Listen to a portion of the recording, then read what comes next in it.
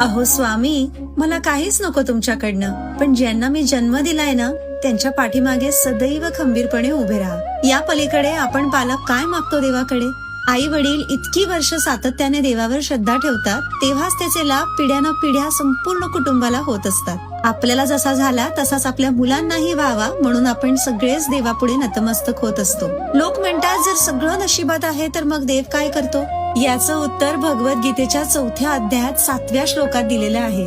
श्रीकृष्ण सांगतात की कर्म, अकर्म आणि विकर्म याचा गुढ फार खोल आहे. नशीब म्हणजे भूतकाळात पेरलेलं बीज असतं, वर्तमान म्हणजे आता उगवलेलं झाड आणि कर्म म्हणजे आपल्या भविष्याचा पाया असतो. त्यामुळे देव न्यायाधीश असतो. तो नियम बनवतो पण पेपर आपणच लिहितो आणि तो पेपर म्हणजे आपले कर्म असतात. आपला अध्यात्म आपल्या वागण्यातून आणि प्रत्येक कृतीतून दिसत असतं. देव बाहेर कुठेही नसून आपल्या अंतःकरणात वास करत असतो आणि हे